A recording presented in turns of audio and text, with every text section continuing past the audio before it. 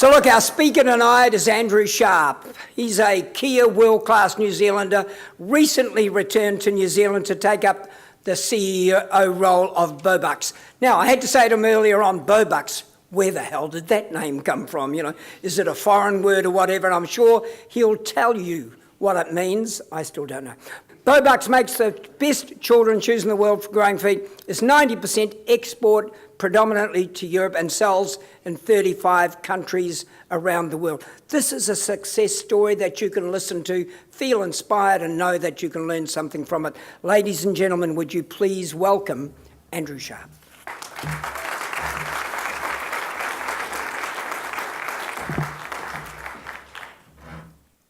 Well, thank you, Michael. When I graduated from Massey University, I was fortunate enough to go into the Toyota graduate program. Now, in our year and the 2 years prior to us, we had 6 male participants come into the program. So young 20-something-year-old guys working for a car company, albeit Toyota, but still a car company. A lot of testosterone flying, right? A couple of months after I'd been there, the social club threw a bit of a bash out at one of the farms, and we started looking at some of the options of what we were going to do at this bash. And the first one that we saw was skeet shooting. Now, I hear what you're saying. Young guys, testosterone flowing, and we had guns. What a great idea. I was 5th up of our group of 6. And the first 4 guys had obviously shot before, and I hadn't. And so I started watching them as they were going through their processes, and they all shot at between 70 and 90% accurate. And as I watched their success, my shoulders started tensing up, my stomach started churning, my heart started beating a bit harder, and my hands started getting clammy, and I was going, oh man, I'm afraid. So I stood up on the mound. I took a deep breath. Pull! Missed. Pull! Missed again. And it continued like this. It got worse. My worst fears were realised, and I shot 30%. My friends, 70 to 90, me, 30. And over the next couple of weeks of incessant mocking, humour at my expense and just ridicule, I tried to understand why this had happened. Why was I so bad at this? And what I came to realise was that the physiological response that my body had put forward to the fear of failure had made success impossible. And I'm not alone. The fear of failure holds us back. I believe it's holding the New Zealand economy back because we as business leaders have this fear. I've talked to a lot of people about this over the last 15 to 20 years, and we have it in spades in this country. Our All Blacks had it. There's a great book called Legacy by James Kerr, which talks about the difference between the 2007 All Blacks and the 2011 All Blacks World Cup campaigns, where fear stopped them from being able to win against France in 2007. So what we need to do is to redefine what failure means for us as people and as a culture. It's not about being not good. It's about utilising it as a boundary which we can work within. When they're teaching Formula One people how to drive Formula One tracks, they say to them, as you're going around the track at 300 k's an hour and you start sliding towards a wall, don't look at the wall. Don't look at the point of failure. Don't focus on that. Focus on where you want to go. Use the wall as a failure guideline. Right? Obviously, you're not going to go straight into it, so use it as a guideline, but focus on where you want to go, and that's where you will go. And that's the metaphor that I want to draw from tonight. So what I want to talk about is the framework that I've developed for myself and that I've used across the businesses that I've been with over the last 15 years to make sure that we end up at success rather than at failure. The framework is pretty simple, as am I. Find a vehicle that works for you, surround yourself with good people, and aggressively execute. So what I want to do now is talk about just the Bobux vehicle. Now, the components of the different parts of the framework will change for you and will be different for your framework, but the framework itself can be utilised. So the Bobux vehicle. Hopefully you've seen this before. It's the Golden Circle. It's written by a guy called Simon Sinek. If you haven't heard of Simon Sinek and the Golden Circle, he's done an amazing TED Talk and has a book called Starts With Why. What he talks about is most companies and most people tell a message from the outside in.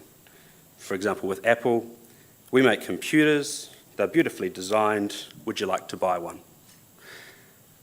But most people buy products because of why you make them, not necessarily of what you make. And so what he's saying is things like with Apple, we believe in challenging the status quo and doing things differently. Our products are beautifully designed and intuitive, easy to use. We make computers, would you like to buy one?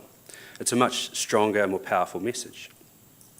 So we looked at this for Bobux and we said, all right, why do we exist as a company with Bobux? We love kids and we want kids to have the best start in the world. And we also want their parents to have the peace of mind that they're doing the right thing for their kids. So we embed a deep understanding of children and their parents and the science that's going to make a difference into everything that we do. And we make the best shoes in the world for growing feet. Once you've got this part of your framework sorted, it's very easy to make decisions. We've got an option A or we've got an option B. Option A makes us more money, it makes us more profit, but it's not as good for the kid's foot.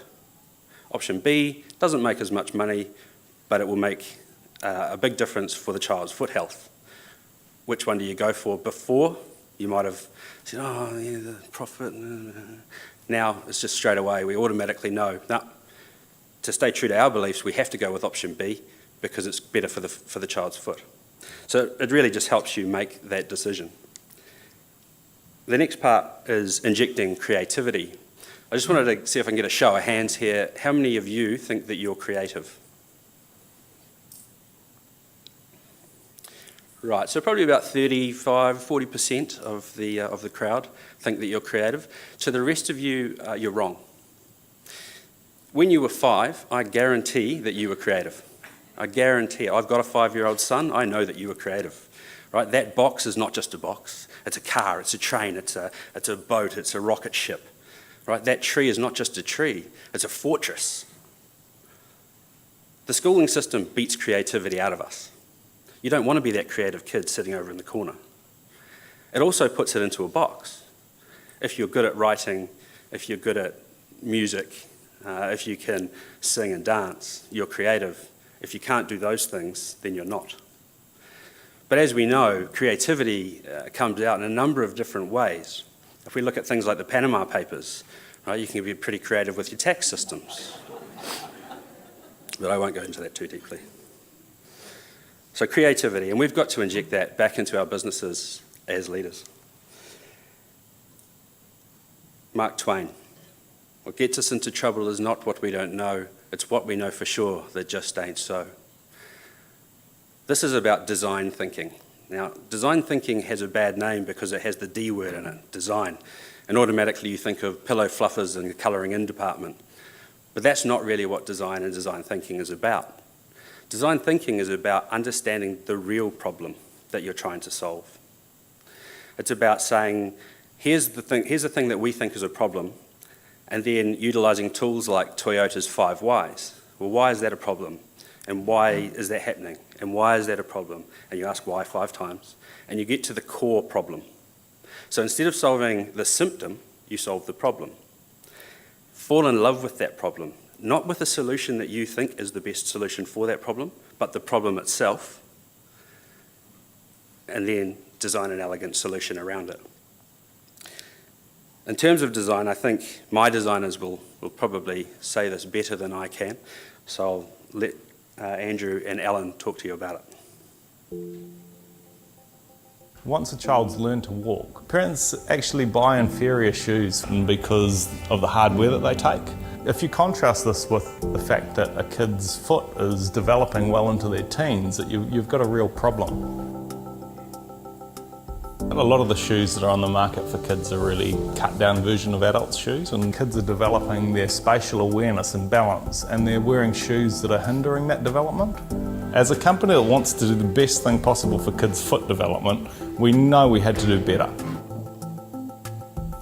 So we really started to look at how kids were using their shoes. They're crawling 1 minute and sprinting down the road the next. So how would this extreme usage change our approach? What could we do differently to meet some of the most varied usage a footwear designer could come across? The Bobux Play range was developed as an answer to these questions. Basically, we tore everything down, started fresh, new materials, new moulds, a completely redesigned shoe. We knew that the best thing you can do for foot development is to allow the foot to move as naturally as possible. So the sole design was critical. And the idea with the sole was to give it as much flexion as possible. There's enhanced flex around the toe area. The lines on the back of the shoe give them more grip when they're planting their heel, and it also gives them more grip when they're planting their toe and taking off. We wanted for them to really engage with the shoe. We created illustrations on the inside of the shoe to enable them to tell left from right, because they end up often with the wrong shoe on the wrong foot, which means that we can create the best shoe in the world, but if it's on the wrong foot, it's not going to be good for them. It also enables them to connect with the shoe. They love the illustration, they call it their bird shoe or their tiger shoe, and they really love it. The Bobux Play range is about us as designers taking a youthful approach, challenging what we know, breaking the rules, and having fun doing what we do. It's about us pushing the boundaries of what a kid's shoe can be, just as kids push the boundaries of what shoes can take in an activity that they do every day, play.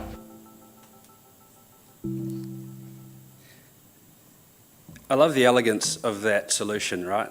Kids often put the wrong shoes on the wrong feet. So we put little illustrations on the inside, said to the kid, right, make sure that your unicorns are kissing and you've got them on the right feet, make sure your tigers are fighting, depending on your child. And they automatically know how to put their own shoes on their right feet. It's just such an elegant, beautiful design, and I'm just really proud of the team that came up with it. The next part of the framework is around surrounding yourself with good people.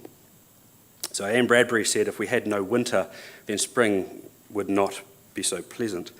What she's talking about there is that the adversity that we face, particularly, and I bring it back to business, the hard times that we face as we're business leaders and things make the good times better.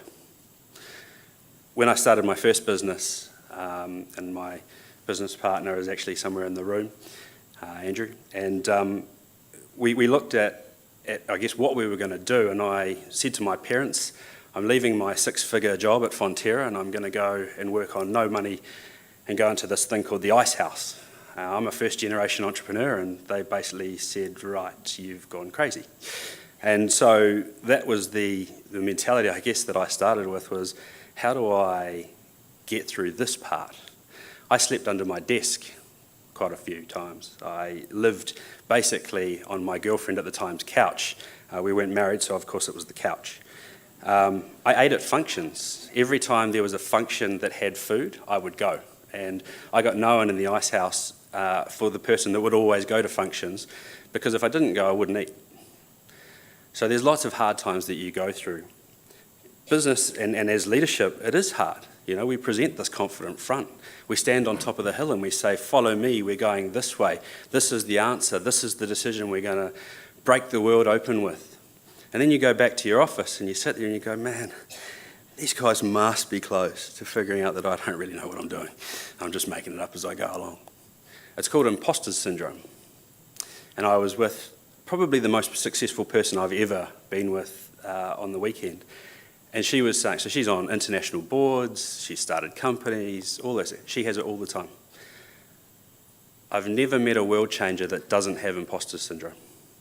Because we all have these little voices in the back of your head that sit there and go, you can't do this. You don't know what you're doing. And they speak louder than someone shouting at your face, man, you're awesome. Here's a trophy. So you've got to surround yourself with a great support network. There's a saying that says, you are the average of the 5 people closest to you. and never is it so true, but I'll give you an example. If you wanted to lose weight, go and hang around with gym junkies or CrossFitters. The reason being is that the first rule of CrossFit is that you always talk about CrossFit, and that the second rule of CrossFit is that you always talk about CrossFit. If you're always hearing about this exercise or that exercise or what I'm putting in my body this time, you're automatically not going to do that and go and have a pie, right? So you lose weight. So surround yourself with the 5 people that are going to get you to where you want to be. Now that doesn't mean go and ditch your friends, but just spend more time with the people that you know can help you. And to be fair, you don't even have to know them, right? You can start working with coaches and mentors, right? Because leadership is lonely. If you don't get this reference, then you're probably much more mature than most of the other people that did. But leadership's a lonely place, right? Your friends and family don't get what you're talking about. When you go out to dinner with your friends and you've just left your job and you're super excited about the fact that you're not going to get paid, like I didn't for 13 months. I had not $1 come into my bank account when we started Blackhawk. People just don't get that. They look at you and go, yeah, okay. And then they go, oh, cool, let's split the bill. And you're like, oh, yep, all right, split the bill. I've got $100 left in my bank account. That's 80 of it gone. So it's a lonely place. But there are lots of people who have done it, and you don't have to know them. These people have blogs, they have books, they have videos, they are on social media. Follow them. Utilise them as your mentors in your network if you can't afford a coach. But I suggest you get a coach. My coach is in the room. We've just started, this is a new journey since I've come home. But I think having your coach will help you to see the things that you don't see because you're stuck so deep in the trenches. Aggressively execute. Now this, to me, is the most important part of the framework. A good plan violently executed now is better than a perfect plan executed next week. General George Patton. This is all you. You can pay someone to come up with your strategy, to do your why. You can pay coaches to come in and be those 5 people closest to you. You can't pay people to have the passion and the drive to do the work to get your business ahead. This is all you. It doesn't have to be intellectually hard, though. After we sold our first business in 2009, I started with a company that needed a turnaround. We were at $6 million when I started, and they gave me 6 months to turn it around, or they were shutting the business. After 2 years, we were doing 15 million, had increased the gross margin by 4%. We had the same staff. They were all the same people. We had no rocket scientists on that staff.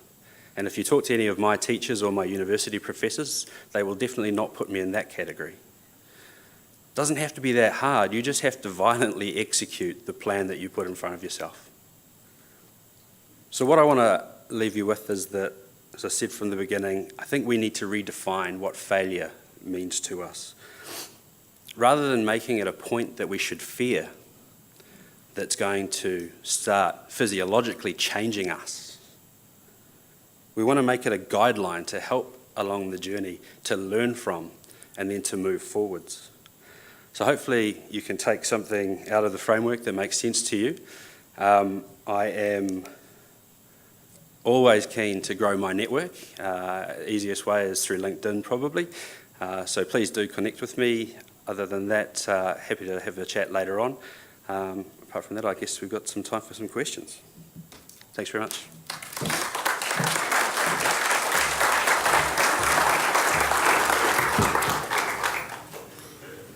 Andrew, what a great story. Thank you. So, ladies and gentlemen, we've got some time for some questions, and I think, as Andrew said before, if you'd like to come up and talk to him afterwards, we can do that, I think. So, anybody's got a question, throw up your hand, and we'll do some questions for 1 or 2 moments. Andrew, I want to ask you one that, because you weren't the founder of the business, were you? Correct, no, it wasn't. So it's been going for? 25 years. 25 years. So if you look at a whole lot of people that have had success, The big thing that drives them is focus on the prize, right? What do you think the people who started the business, when they started, what do you think they were focusing on? Yeah, look, I think they were very focused on foot health.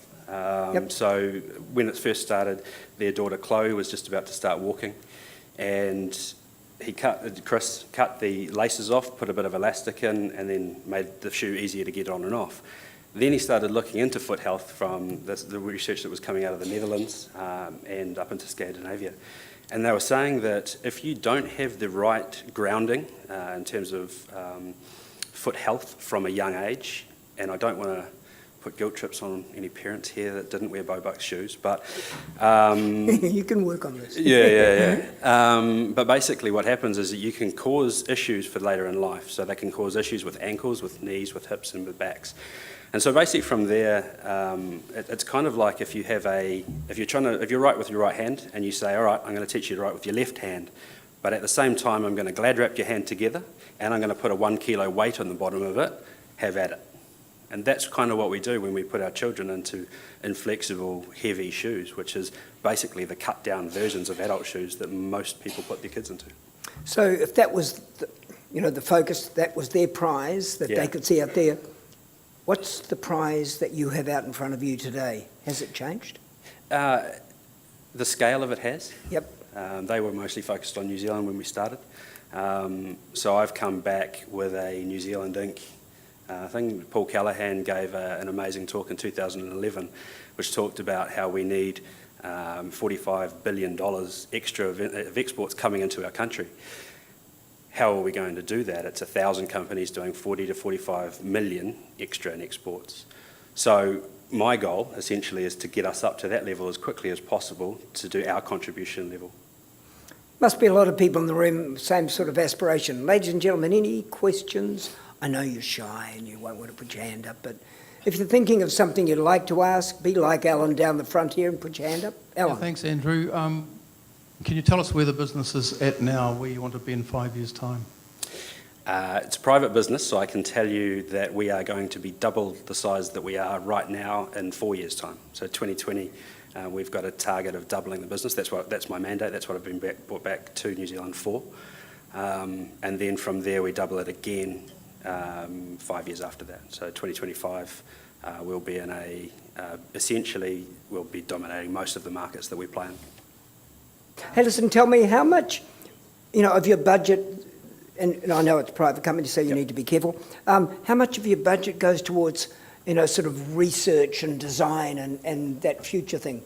Is that a big part of what your budget is? Yeah, absolutely huge. So we've got 3 full-time employees that are purely design. We also have 3 external contractors that come in, again, purely design. One in the States, one in the UK, and one that's local that comes in. So that's just the design aspect. Then we've got, as I say, that design thinking. We bring in coaches all the time. So our coach at the moment is an ex-Better by Design coach. I think he actually still is a Better by Design coach. And he comes in and he does 2 days a month with us. So he does half a day with me personally to teach me more about design thinking. And then he does a day and a half with the staff, making sure that the projects that we're running truly meet the design thinking protocol. I think I had a question down here somewhere. Yes? Okay, down the back. Thank you. Hi, Andrew. I'd like to know how working with a business coach over a long period of time has helped you transform your leadership style and your style as a corporate professional. Nice question. Yeah, great. Yeah. Yeah, look, I mean, I think coaching is one of the most important things that we can have. Rafael Nadal has a coach, the All Blacks have a coach. Why wouldn't you have a coach? Because when you're a business leader, and particularly when it's your business, you're so deep in the business at all times. Like you live it, you breathe it. I remember getting phone calls when we started Blackhawk in the middle of the night, and most of them were prank calls from young guys that wanted to just muck with us. Or from Andrew. Or from my business partner, just saying, "Oh, just checking you're answering the phone." At 3 a.m. and you've got to immediately snap yourself out. And, hello, Andrew speaking. Yeah, Blackhawk here. And so I think having a business coach just helps with those personal development things, those gaps that you can't see. So I can give you some of the examples at the moment. that we're working on. We're looking at things like my self-image. And so when I'm talking in a sales meeting, so for example, we've just come back from David Jones, pitching David Jones, which was horrendously successful. They basically did I will tell you this one, they did 100 grand with us in August, and it looks like they're going to double that order this time, and they order every 6 months. So that was, a lot was down to the fact that the way that we presented ourselves, and then I passed this on to my staff, obviously, of how do we strategize for the meeting, how do we set up the meeting, and who's saying what, and how do we see ourselves as we go into that meeting. So one of the things that we've looked at is around meditation, is around just that stuff that I was talking about when I was standing on the mound and failing at shooting guns.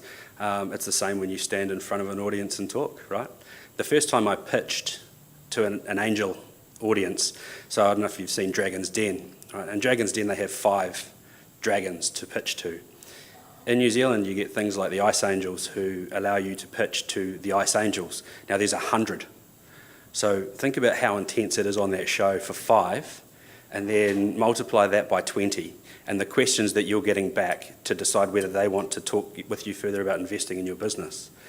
The first minute of that talk, I fumbled over words and all those sorts of things because the self-image that I had wasn't optimal. Other questions? The thing about the coach, can I use the word mentors? Do you Yeah, see mentor, those coach, okay, I'm going to yep. keep them as sort of interchangeable. And I think for many of us, I've had various mentors. You know, I've been at it longer than you have, you can tell by this. I don't know, mine's about the same colour, I think. You're going quickly, I can tell you. Just from the side, isn't it? Yeah. But no, when I have a look at the business mentor, and it's easy to pick family. It's easy to pick a friend. Yeah. You know, but picking someone who can be, a lesson in objectivity for you is just so critical to getting it right. Tell me about the way that you go about selecting that mentor, that coach. Yeah, you're 100% right. I think the other aspect that friends won't be as harsh with you as some Correct. coaches need to be. You need a boot up the arse every now and then. Actually, there's a great book that I read when I went into the ice house called A Good Hard Kick in the Arse. And so, as I say, you've got to choose someone who's going to hold you to account to what you said you were going to do. So I think the first time that you have meetings with sessions with a mentor or with a potential coach, it's about how do you walk away from it? So as I said, I've just started with my new coach, who's just over there. And at the end of that session, my shoulders were aching. My neck was just killing me. I had to go and get a massage because I was so tense and uncomfortable through the session because she'd asked me questions that I should have been asking myself, but I wasn't brave enough to do so. And that's what a great coach is about. So if you have that from a first session, then you know that you're onto a winner, right?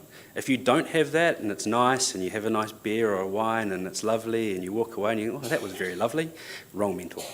Get someone who's going to hold you to account. Great stuff. Agree 100%. One more question. I think everybody's in tune. Yep, one more question from down here. Do you have any plans to expand into adult shoes? No. God, that was short. Yeah. I think one of the there's a couple of things, and this is something that I've learned when I was offshore in particular.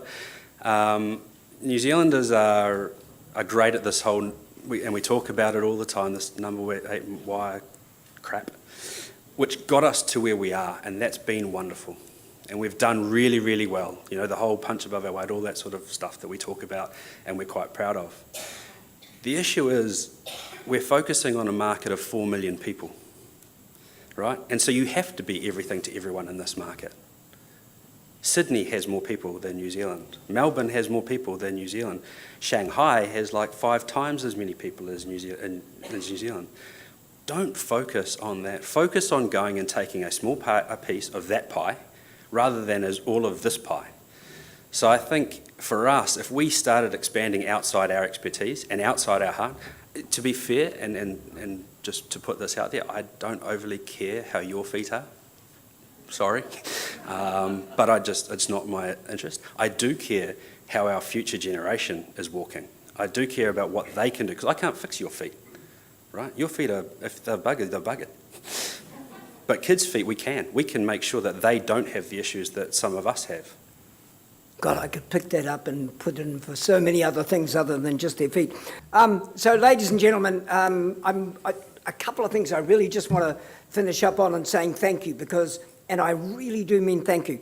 Some things that I picked up, and I know that we're all going to pick up something different. The first thing that I picked up was a word that I absolutely cherish, and it's believe.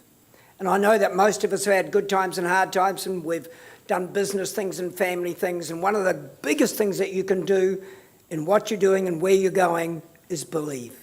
And you started off with that. And so, believe was the big thing that I picked up as you started. The second thing that I'm really going to latch on is the coach, the mentor, that person you can bounce the ideas off, the person who you probably walk out of the door and say, you bastard, right? All the time. But they've got to be the person who's going to be hard on you, hold your feet to the coals and get you and keep you focused. Your customers will be harder. Absolutely. So I saw that, the coach, the mentor, absolutely essential. The one thing we don't talk about, or a lot of entrepreneurs, a lot of people that are out there don't do, is accept and tell other people there's going to be hard times. There are going to be hard times, and it's how you manage those that makes a difference for what you do tomorrow. Ladies and gentlemen, I found Andrew absolutely inspiring. I'd like you to join with me and thank him for his presentation.